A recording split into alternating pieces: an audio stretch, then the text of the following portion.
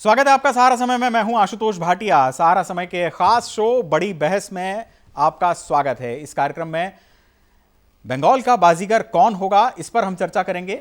8 चरणों में होने जा रहे पश्चिम बंगाल के चुनाव में यूं तो कई बाजीगर हैं, लेकिन ममता को हैट्रिक से रोकने के लिए बीजेपी, कांग्रेस और वामपंथियों समेत कई तरह के दांव आजमाए जा रहे हैं। अपने आंदोलन की धुरी बने जिस नंदीग्राम से ममता ने लेफ्ट की सत्ता को बंगाल से उखाड़ फेंका था, उसी नंदीग्राम में ममता को बीजेपी ने घेरने का मन बना लिया है।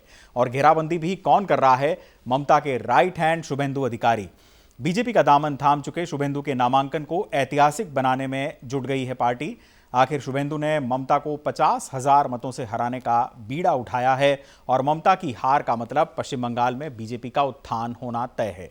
लेकिन ममता ने मंगलवार को नंदीग्राम पहुंचकर यह ऐलान कर दिया कि नंदीग्राम उनके वजूद से भी बड़ा है, इसलिए वो नंदीग्राम की विरासत किसी और को नहीं सौंप सकती। दरअसल अब बंगाल की चुनावी फील्ड सज चुकी है और तृणमूल कांग्रेस की मुखिया ममता कि चुनावी खेला होवे को बीजेपी के स्टार प्रचारक प्रधानमंत्री नरेंद्र मोदी ने अपने लहजे में जवाब दिया है कि दीदी खेला खत्म, अब विकास शुरू होगा। उधर दीदी का साथ छोड़कर बीजेपी में जाने की दौड़ के बाद बड़ा सवाल यह है कि ममता की 10 साल की एंटी इनकम्बेंसी पर टीएमसी के बागी क्या बीजेपी की हसरत पूरी कर पाएंगे?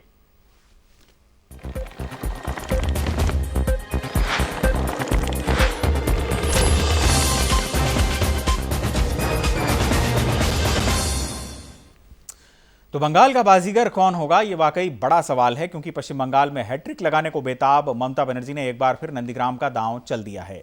नामांकन से एक दिन पहले वहां की जनता से रूबरू होकर और नंदीग्राम को अपनी आंख बताकर ममता बनर्जी ने भावनात्मक अपील पहले ही जारी कर दी।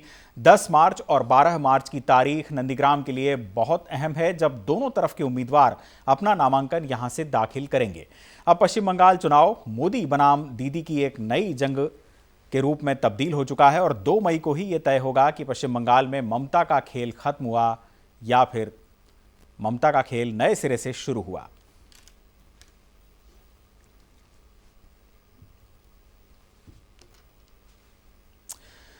तो इस पर चर्चा करने के लिए हमारे साथ हमारा खास पैनल मौजूद है। हमारे साथ पॉलिटिकल एनालिस्ट राहुल लाल हैं, नोएडा स्टूडियो में। आपका स्वागत है राहुल जी। साथ में हमारे साथ संजय सिंह हैं, बीजेपी के वरिष्ठ नेता हैं, वो भी हमारे साथ स्टूडियो में मौजूद हैं। संजय जी, आपका भी स्वागत। साथ में हमारे साथ तृणमूल कांग्रेस के बादल देवनाथ मौजूद होंगे और समीर आलम कांग्रेस से हमारे साथ जुड़ चुके हैं। आप सभी मेहमानों का बहुत बहुत स्वागत है। शुरुआत करूंगा राहुल जी आपसे। अपने आप में पश्चिम बंगाल की जो बिसात है वो सज चुकी है, लेकिन एक अहम मुद्दा ये कि स्थानीय स्तर पर ममता बनर्जी के कद जैसा नेता बीजेपी के पास नहीं है और उसको टीएमसी के बागियों पर भरोसा है। ये जो फैक्टर है, ये पश्चिम बंगाल के चुनाव को निर्धारित करने में कितना अहम साबित होगा? काफ़ी गंभीर सवाल पूछा है आशुतोष जी। ये काफ़ी महत्वपूर्ण फैक्टर है वहाँ पे, क्योंकि देखिए जिस तरह से एक तरफ स्पष्ट है कि वहाँ पे ममता बनर्जी मुख्यमंत्री की दावेदार हैं, घोषित कैंडिडेट है और काफ़ी बड़ी नेता भी हैं, उसी तरह से भारतीय जनता पार्टी में अभी ये स्पष्ट नहीं है कि आखिर इनके तरफ से कौन मुख्यमंत्री का उम्मीदवार होगा। जब भी बीजेपी नेताओं से पूछा जाता है तो वो कहते हैं कि बहुत सारे राज्यों में हमने मुख्यमंत्री पद का उम्मीदवार नहीं दिया था और हम इलेक्शन लड़े थे, लेकिन ये एक उनकी कमजोर स्थिति बनती है। दूसरी चीज़ की यहाँ पे इन्होंने टीएमसी से इतने सारे लोग लिए हैं बीजेपी ने, तो बीजेपी के भीतर भी एक संकट की स्थिति बनी है कि जो नई बीजेपी और पुरानी बीजेपी, वहाँ पे नेताओं के बीच में कैसे तालमेल होगा। कई बार कार्यकर्ताओं के बीच में टकराव की स्थितियाँ दिख रही हैं। तो जब आप भारी मात्रा में दूसरे दलों से लोगों को लेके आते हैं तो उनकी अलग अलग स्थितियाँ होती हैं और वो जो दिलीप घोष कई बार उनके आक्रोश जाने अनजाने कई बार प्रकट भी हो रहे हैं। तो ये एक बड़ा सा मुद्दा है। देखिए भारतीय जनता पार्टी क्या चाह रही है। भारतीय जनता पार्टी का उत्साह का मुख्य कारण है कि पिछले लोकसभा चुनाव में उन्होंने अप्रत्याशित तौर पे एक तरह से 18 लोकसभा सीटें जीती और 40% वोट शेयर पे वो खड़ी रहीं। लेकिन अगर हम लोग ममता बनर्जी को देखें तो 43% पे थी। जी। लेकिन बीजेपी के साथ एक समस्या है जो संक्षेप में मैं खाली रखना चाहूंगा कि वो लोकसभा चुनाव में उनका वोट प्रतिशत अचानक से बढ़ता है, लेकिन विधानसभा चुनाव में उनका वोट प्रतिशत गिर जाता है। और शायद ऐसा इसलिए होता है क्योंकि लोकसभा चुनाव में निर्विवाद रूप से हम ये कह सकते हैं कि नेतृत्व प्रधानमंत्री नरेंद्र मोदी जी का चेहरा होता है। जैसे एक उदाहरण दूं कि 2014 में एक तरह से वहां पे 18% का वोट शेयर बना था बीजेपी का, लेकिन जैसे 2016 का चुनाव हुआ तो वो वोट प्रतिशत फिर 10% पे पहुंच गया। तो अब बीजेपी का प्रयास ये है, अभी उसके बाद वो 40 भी हो गया, वो 40 हुआ है बढ़ के। तो अब बीजेपी का प्रयास ये है कि वो क्रॉस करे इस चीज को, लेकिन जो टेंडेंसी दिख रही है कि वो 40 से क्या वो आगे जाएंगे कि वो पीछे रह जाएंगे। पूरी बीजेपी ताकत लगा रही है कि हम आगे की तरफ चले, लेकिन चूंकि जो आपने कहा कि वो मुख्यमंत्री का कौन सा उम्मीदवार होगा, नहीं, तमाम तरह की ऐसी चीजें हैं कि यही बीजेपी के लिए संकट की स्थिति, और बीजेपी इसीलिए सारा ताकत लगा रही है। तो इसलिए 2016 की तरह ममता बनर्जी के लिए ये चुनाव आसान नहीं है, ये बिल्कुल तय चीज है। लेकिन अभी भी बीजेपी अगर ये चीज कह रही है कि हम वहां पे 200 सीटें प्लस जीतेंगे, वो भी सच्चाई के और जमीनी वास्तविकता से काफी दूर की चीज नजर आ रही है। जमीनी वास्तविकता से दूर की बात ही अनाउंस की जाती है। संजय जी हमारे साथ मौजूद हैं, बीजेपी के नेता हैं। संजय जी, ये परिपाटी बहुत ज़्यादा ठीक नज़र नहीं आती कि स्टेट्स के जो चुनाव हैं उनको भी केंद्रीय नेतृत्व और उसके आभा मंडल के इर्द गिर्द ही लड़ा जाए, क्योंकि एक ट्रेंड हम देखते हैं कि जनता जो है स्थानीय स्तर पर जो मजबूत नेतृत्व है उसको चुनती है। देखिए, कभी भी चुनाव एक जमाना हुआ करता था जो नेतृत्व और नाम के ऊपर जो है स्टेट के अंदर चुनाव लड़ी जाती थी। अब स्थिति थोड़ी सी बदल गई है। अब एक मॉडल, एक कंसेप्ट को लॉन्च किया जाता है और उस मॉडल और उस कंसेप्ट के तहत कहा जाता है कि हम इसके आधार पर चुनाव लड़ रहे हैं। अभी जैसे भाई साहब राहुल जी बता रहे थे कि बंगाल के अंदर जो है कोई बड़ा चेहरा नहीं है, बड़ा चेहरा बड़ा परिवर्तन करेगा, इसका कहीं लिखावट में कहीं नहीं लिखा हुआ है कि वही करेगा। हमारा कंसेप्ट क्या है, हमारा मैनिफेस्टो क्या है, हमारा उस वहाँ पे मॉडल क्या हम पेश करना चाहते हैं, हम कौन से विकास को हम चाहते हैं कि जो केंद्र में भारत के अंदर विकास की एक अपनी सोच है, वही जनता बंगाल में है। जो जनता केंद्र को वोट देती है वही राज्य को वोट देती है। और हम जनता को यही बताने का प्रयास करते हैं कि जैसा केंद्र एक प्रयासरत है अपने देश को उठाने में, हमारी पार्टी कोशिश करेगी कि बंगाल के अंदर भी ऐसी स्थिति पैदा करके पूरे बंगाल को उठाया जाए। देखिए, एक जमाना था जब राजीव गांधी, इंदिरा गांधी और इनके नाम पर वोट हम लिया करते थे और कहते थे कि भाई वोट मिला है। अब एक मॉडल आया है, उस मॉडल के नाम के उसकी हम प्रस्तुति करते हैं हर राज्य के अंदर और कहते हैं कि हमको इसके नाम पर वोट दीजिए। अब स्वाभाविक है, जो मॉडल को लाने वाला नायक है उस नायक को सामने खड़ा करना पड़ता है और तब पब्लिक सोचने को मजबूर होती है कि हमें ये मॉडल चाहिए या नहीं चाहिए। अब हम सब्जेक्ट दे रहे हैं, पहले हम एक आदमी एक इमेज देते थे और इमेज से कोई चीज क्रियान्वित हो, ये कंसेप्ट को बदलने की भारतीय जनता पार्टी ने एक प्रयास किया और वो सफल प्रयास रहा है। अब रही बात कि 40% वोट थे और टीएमसी को 43% थे, हमें कितना आएगा? एक बात समझने का तो पूरी तरीके से कोशिश कर लेना चाहिए कि 10 साल में एंटी इनकम्बेंसी ममता बनर्जी के साथ बढ़ता ही जा रहा है। ममता बनर्जी के अगर पिलर्स ममता बनर्जी को छोड़ के आए हैं तो पिलर के अपने भी कुछ वोट हैं। ऐसा नहीं समझना कि बंगाल का 43% वोट जो मिला है वो ममता बनर्जी को 43% वोट मिला है। शुभेंदु जी के भी हो सकते 7-8% वोट हो। वहां पे बंगाल का एक कल्चर है कि वहां कल्चर के रूप में, लिटरेचर के रूप में लगभग 7 से 8% जनता हमेशा आगे रहती है। भोगेंद्र पाठक भी हमारे सहयोगी और वरिष्ठ पत्रकार हमारे साथ जुड़े हुए हैं। भोगेंद्र जी, आपसे मैं ये समझना चाहूंगा कि ये जो बात बार बार बीजेपी अपने चुनावी प्रचार में भी कह रही है और प्रधानमंत्री मोदी ने भी कहा है कि डबल इंजन की सरकार, यानी कहीं ना कहीं से इस चीज को बेचने की कोशिश है कि अगर केंद्र और प्रदेश में एक ही पार्टी की सरकार होगी तो ऐसी स्थिति में प्रदेश का बेहतर विकास हो पाएगा, क्योंकि दोनों सरकारों के बीच में बेहतर तारतम्य स्थापित होगा। कितना बड़ा फैक्टर आप पाते हैं इसको? नहीं, निश्चित रूप से देखिए, हमारा जो देश है, हमारा जो संविधान है, उसमें कहते हैं the Indian constitution is neither purely federal nor purely unitary but is a combination of both. ये संघात्मक भी है और एकात्मक भी है। मतलब बिना केंद्र की मदद के, बिना केंद्र की सोच के कोई भी राज्य बहुत आगे नहीं बढ़ सकता, या यूं कहें कि सही ढंग से जनता को सुविधाएं नहीं मिल सकती। इसलिए ज़रूरी है कि केंद्र और राज्य में तालमेल हो। और पिछले दिनों हमने देखा है कि बंगाल सरकार, बंगाल में जो पश्चिम बंगाल में सरकार रही है ममता दीदी की सरकार, और केंद्र की सरकार में तालमेल की कमी रही है। यही कारण रहा कि किसानों को मिलने वाला जो राशि थी वो राशि नहीं मिल पाई उन्हें। अब जो ममता जी शुभेंदु जी के खिलाफ सीधे उतर आई हैं मैदान में, हमारे यहाँ सोच है, लोग कहते हैं कि सर्वत्र जयम इच्छन्ते पुत्रात शिष्यात पराजय। लोग हर जगह अपनी जीत चाहते हैं, लेकिन पुत्र और शिष्य से पराजित होना चाहते हैं। लेकिन शिष्य से ही युद्ध हो जाए तो क्या होगा? तो वही होता है। हम इतिहास को देखें तो पता लगता है कि जब भी गुरु शिष्य से युद्ध के मैदान में आता है, स्थापित शिष्य के विरुद्ध, तो गुरु आमतौर पे पिछड़ जाते हैं। चलिए, और ये लक्षण दिख रहे हैं जी। ऐसे राष्ट्रस्य चित्तम देवो न जानति कुतो मनुष्य। जी। बादल देवनाथ जी तृणमूल कांग्रेस के नेता हमारे साथ जुड़े हुए हैं। बादल जी, स्वागत है आपका। आपसे मैं ये समझना चाहूंगा कि नंदीग्राम से आज ममता बनर्जी ने आगाज कर दिया ऐसा लगता है कि उनके करियर के सबसे टफ दौर से वो गुजर रही होंगी। पश्चिम बंगाल में उनकी होम टर्फ है। ये कहने की आवश्यकता उनको क्यों पड़ी कि मैं हिंदू की बेटी हूं? पहले मैं 2-4 बातें करूंगा सर। मेरा साइड ठीक नहीं आ रहा है, एक बार देख लीजिए। और दूसरा बात है, आपके पास जो गेस्ट बैठे हुए हैं, मैंने इनका एनालिसिस मैंने सुन रहा था, तो एनालिस्ट तो कर रहे हैं, लेकिन थोड़ा जानकारी लोग के पास कम है, माफी चाहता हूं। और देखिए, मोदी जी ब्रिगेड पे आया, अभी तो मोदी जी ब्रिगेड में आने के बाद वो 2 महीने 3 महीने से 6 महीने से बोल रहा है सोनार बांग्ला बनाएंगे। तो मैंने निजाम के बाद बात में आ रहा हूँ, तो सोनार बांग्ला बनाएंगे तो ब्रिगेड में एक विकास के मुद्दे पर एक शब्द नहीं कहा, सिर्फ ममता बनर्जी के खिलाफ बोल के चला गया। और देखिए, सौरभ गांगुली को नहीं मिला तो मिथुन चक्रवर्ती को सामने लेके आया।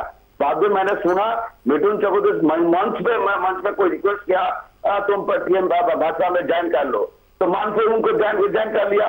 और जो बात है यहाँ पर बंगाल का, जो बात है विकास का, तो विकास के ऊपर यहाँ पर वोट होगा। तो यहाँ पर कोई परसेंटेज के जो भाई परसेंटेज का बात कह रहे थे, तो देखिए मैं आपको कह रहा हूँ, वो सीएनएक्स का इंटरनेशनल जो संस्था है, वो ये की वोटर है, सबने कह दिया बंगाल में 55% लोग चाहते हैं ममता बनर्जी फिर से सीएम बने।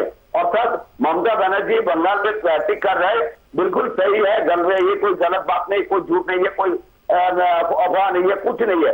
लोग चाहते हैं ममता बनर्जी को।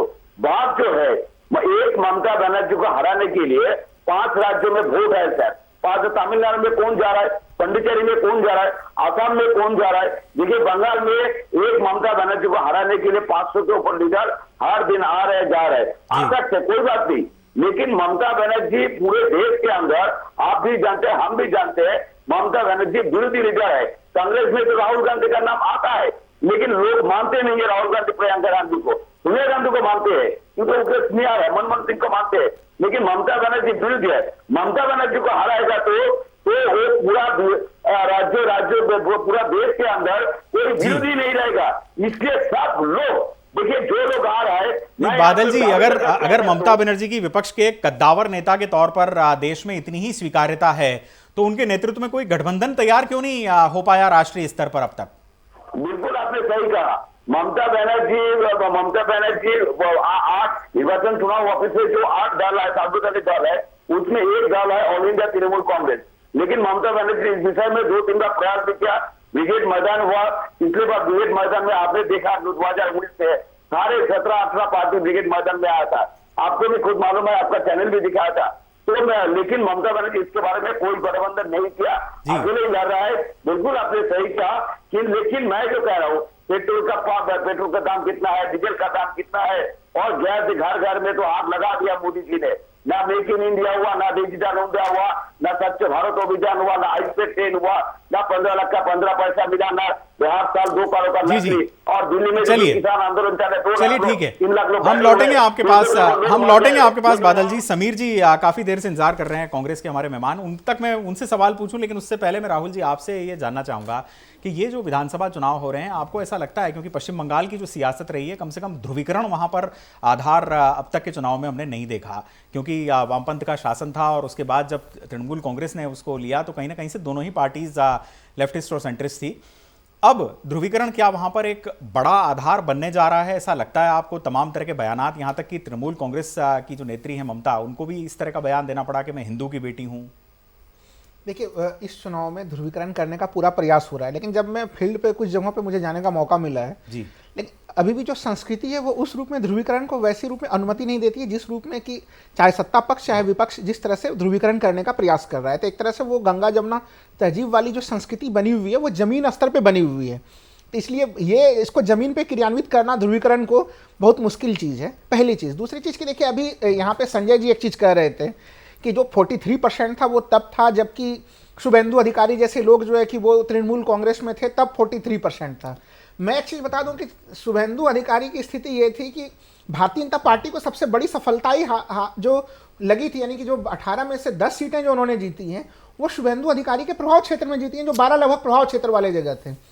तो इसका मतलब यह है कि शुभेंदु अधिकारी कहीं ना कहीं 2019 के लोकसभा चुनाव में वो तृणमूल कांग्रेस के लिए उपयोगी साबित नहीं हुए हो। ऐसे में ये बड़ा देखना दिलचस्प होगा कि क्या वो 2021 के इस चुनाव में वो बीजेपी के लिए उपयोगी होंगे।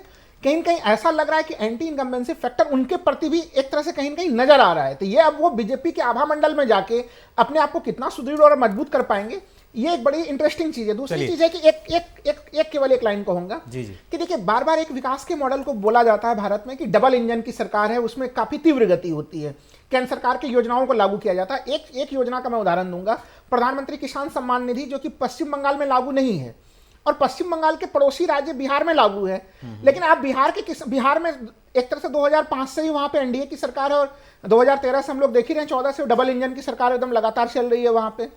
लेकिन बिहार के किसानों की आय 3,500 है और पश्चिम बंगाल के किसानों की आय 4,500। हालांकि 4,500 का आय बेहतर आय नहीं है, लेकिन फिर भी वो एक तरह से आप देखेंगे बिहार के तुलना में बेहतर हो जा रहा है। तो एक तरह से आप इतिहास रहा है उनका लैंड रिफॉर्म समेत वही चीजें मैं कह रहा हूं कि एक काफी चीजें प्रभावित करती हैं उन सब चीजों को। तो कई राज्य सरकारों समीर जी का रुख करते हैं। समीर जी, आपसे मैं समझना चाहूंगा, एक ऐसे वक्त जबकि कांग्रेस तमाम तरह के मुश्किल दौर से गुजर रही हो, पार्टी में अलग अलग आवाजें उठ रही हों कि एक किस्म के रिवाइवल की जरूरत है, कुछ नयापन लाने की जरूरत है, कांग्रेस के मुद्दे घिसे पिटे हैं, आपको ऐसा लगता है पश्चिम बंगाल के चुनावी समर में जिस तरह के हालात हैं, अब तो कांग्रेस को जो उसके सहयोगी दल हैं, वामपंथी दल लगातार उनके साथ थे, लेकिन अब वो भी उतनी तवज्जो नहीं देते हैं इन टर्म्स ऑफ सीट, कितना मुश्किल चुनाव? देखिए, ये आपको किसको हमें तरजीह नहीं। सबसे पहली बात तो ये है, 28 तारीख को हुआ था, आपको इसके बाद मोदी जी ने ब्रिगेड किया, मगर अफसोस की बात हमारे आधी भीड़ भी दिमाग, मगर मुझे समझ में नहीं आया सारी ये बार बार की लड़ाई टीएमसी बीजेपी टीएमसी वर्सेस लड़ाई में है ही नहीं, लड़ाई है जोट वर्सेस टीएमसी। आज जो बंगाल की जनता के रास्ते परेशान है। लौटेंगे समीर जी आपके पास, आपका ऑडियो कुछ बेहतर करने की कोशिश करेंगे। भोगेंद्र पाठक जी से मेरा ये सवाल है। भोगेंद्र जी, कांग्रेस के लिए तमाम मुश्किलात का दौर चल रहा है, एक के बाद एक सिलसिलेवार चुनाव में कांग्रेस ने कोई बेहतर प्रदर्शन नहीं किया, और ऐसे में आपको लगता है कि पश्चिम बंगाल में कांग्रेस और वामपंथ का जो गठबंधन है वो कुछ खास कर पाएगा? देखिए, कुछ खास करने की संभावना तो नहीं दिख रही है, लेकिन जो दो दलों का जो टक्कर थी उसमें ये एक ऐसी भूमिका निभाने जा रही है कांग्रेस और वाम दल के जो भी प्रत्याशी हैं कि ये बीजेपी के लिए राह आसान हो जाएगी। अब ये है ना कि चुनावी लहर कैसी है ये देखना होगा, है ना। चुनाव वो जीतता है जो अपने पूरी ताकत के साथ लड़ता है। कहते हैं ठम ठोक ठेलता है जब नर, पर्वत के जाते पांव उखड़। तो बीजेपी अभी से नहीं, आप देखें कि पिछले 1.5-2 वर्षों से लगी हुई है, जी जान से लगी हुई है, सारे लोग लगे हुए हैं। सुनील देवधर जैसे लोग जिन्होंने त्रिपुरा में विजय दिलाई थी, वो भी वहां पे काफी सक्रिय हैं। तो मुझे लगता है कि बीजेपी की मदद ही कर रही है कांग्रेस। जी बिल्कुल, ये अपने आप में महत्वपूर्ण मुद्दा है। बहरहाल राहुल जी, मैं आपका एक बार फिर से रुख करूंगा। आपने कहा कि ध्रुवीकरण वहां पर ऐसा लगता नहीं है कि मुद्दा हो, जिस तरह के बयानात दिए जा रहे हैं। अभी थोड़ी दिन पहले ही खुद तृणमूल कांग्रेस सरकार में जो मंत्री हैं उन्होंने इस किस्म का बयान दिया कि पश्चिम बंगाल में गोवध जारी रहेगा। गोवध अगर है तो इसमें क्या परेशानी है? नहीं, देखिए, एक तरह से 2016 की जो स्थिति थी चुनाव की, वो स्थिति एक तरह से 2021 में नहीं है। ये तो हर कोई समझ सकता है। तो ऐसे स्थिति में कहीं एक मनोवैज्ञानिक भय कह लीजिए कि कहीं हमारा ऐसा तो नहीं कि जो हमारा पूर्व वोटर है वही जा रहा है जी, तो वैसे स्थिति में इस तरह के बयान निकल रहे हैं जी। लेकिन अभी भी जमीनी स्थिति पे, चूंकि देखिए मैं बार बार कह रहा हूं कि जो आंकड़े हैं और जो जमीनी स्थिति है, चूंकि बीजेपी काफी बेहतर कर रही है, इसमें कोई शक नहीं है, लेकिन वो बेहतर क्या इतना बेहतर है कि वो वहां पे सत्ता परिवर्तन तक पहुंच जाए? बादल जी का हम रुख करेंगे। बादल जी, इस तरह के बयान देने की जरूरत क्यों पड़ रही है तृणमूल कांग्रेस के नेताओं को कि पश्चिम बंगाल में गोवध जारी रहेगा, हमेशा से होता आया है, इसमें क्या खास बात है? इस तरह के बयान देकर क्या एक अच्छा उदाहरण पेश कर रही है देश की राजनीति में तृणमूल कांग्रेस? नहीं, ऐसा कोई बात नहीं है। बात ये सब चर्चा नहीं हो रहा है, चर्चा तो होना चाहिए। मैं सहारा समाज को मैं दोबारा रिक्वेस्ट करूंगा, जब ध्रुवीकरण ये सब चर्चा कोई बात नहीं। बात तो ये है, मुद्दे के ऊपर होगा, विकास के ऊपर होगा, और आशुतोष जी, मैं आपको रिक्वेस्ट करूंगा, जो ममता बनर्जी जो जैसे एक बच्चे जो स्कूल जाता है जन्म से मृत्यु तक, जो कहना चाहता हूं मैं आपको, ममता बनर्जी ने काम किया तो जन्म से मृत्यु तो अब शादी में, स्कूल में बच्चे को साइकिल देना और हर तरह के सड़क पर, बिजली पर, और आपका जो कोई कैमरा मुझे लेके घूमेगा तो मैं घुमाऊंगा। तो कहीं पर ऐसा जगह नहीं जहां पर ममता बनर्जी सड़क नहीं बनाया। गांव गांव में, शहर में, थोड़ा थोड़ा गली में, हर जगह में पानी, पीने का पानी क्या नहीं किया। 37 के ऊपर हॉस्पिटल और 13 कॉलेज, विश्वविद्यालय। यानी आप ये कह रहे हैं, आप ये कह रहे हैं कि किसी किस्म की एंटी इनकम्बेंसी पश्चिम बंगाल में नहीं है? नहीं, ऐसा कोई बात नहीं है। मैं ऐसे नहीं कह पाऊंगा नेशनल चैनल पर। मैं बताऊंगा वोट भाजपा को जरूर मिलेगा। जैसे देखिए 2019 में 8 MP कैसे मिला मुझे भी पता है, लेकिन मीडिया तो ऐसे अंदर का बात तो सब कुछ तो मालूम नहीं हो सकता है, जानकारी नहीं हो सकता है, कैसे मिला मुझे, लेकिन 18 सीट मिला तो वोट तो उनको मिलेगा। सेकंड पोजीशन भाजपा को जरूर मिलेगा। एंटी इनकम से कोई बात नहीं है। ममता बनर्जी हैट्रिक कर रहा है, लेकिन जो CPM कांग्रेस का जो वोट था, जो 37-43% जो 25-23% वोट था, वो 2019 में 7%, 5% हो गया। उसका भी थोड़ा वोट परसेंट बढ़ा है। तो उसका जो 17 MLA था, दोनों को मिला के, लेफ्ट और कांग्रेस को मिला के, तो उसका वो कहां पर जाएगा? और उसका जो MLA है सब भाजपा में ज्वाइन कर लिया, 10-20 ज्वाइन कर लिया, 6-7-8 ज्वाइन कर लिया। वहां पर जो लोग हारेंगे भाजपा में चला गया, तो MLA तो कुछ मिलेगा, तो 40-50 सीट भाजपा को जरूर मिलेगा। लेकिन जो बंगाल का जो परिस्थिति है, उल्टा जो परिस्थिति है, यहाँ का जो भौगोलिक अवस्था जो है, और उसमें सारे सबसे ज्यादा मुस्लिम पूरे देश के अंदर बंगाल में रहता है। कश्मीर से, हैदराबाद से, लखनऊ से ज्यादा बंगाल में। समीर आलम जी बहुत देर से इंतजार कर रहे हैं, समीर जी का रुख करूंगा मैं। समीर जी, अब तक आपका ऑडियो ठीक हो चुका है। आपसे मैं जानना चाहूंगा कि जिस तरह का बयान यहां पर दिया है तृणमूल कांग्रेस के एक मंत्री ने कि गोवध पश्चिम बंगाल में जारी रहेगा, इसमें क्या खास बात है? आप इसका खुलकर विरोध करते हैं वहां पर पश्चिम बंगाल में? देखिए, टीएमसी जो पार्टी है उससे पूरा बंगाल परेशान है। ये जो गुंडा राज चल रहा है ना, इस गुंडा राज से, काटमनी से परेशान है। और मुझे अफसोस तब आता है सर, बोलने के लिए मैं बड़ा अफसोस करता हूं कि जो लोग सिंडिकेट राज चलाते थे, आज वो जाकर बीजेपी में बैठे हैं और बीजेपी के लिए वो साधु हो गए हैं। मुझे समझ में यही नहीं आ रहा है सर कि आखिर इन चोरों को सामने रखकर बीजेपी आगे की लड़ाई लड़ेगी। जनता तो परेशान थी इन चोरों से, जिन्होंने शारदा नारदा के घोटाले में करोड़ों रुपए जनता के लिए। समीर जी को सुनना चाहेंगे जी। हेलो जी समीर जी, मैं बोल रहा हूँ, जो शारदा नारदा में करोड़ रुपए लिए हैं जनता के, उसको जनता स्वीकार नहीं कर रही है। और ये CBI ED के डर से ये बीजेपी में जा रहे हैं।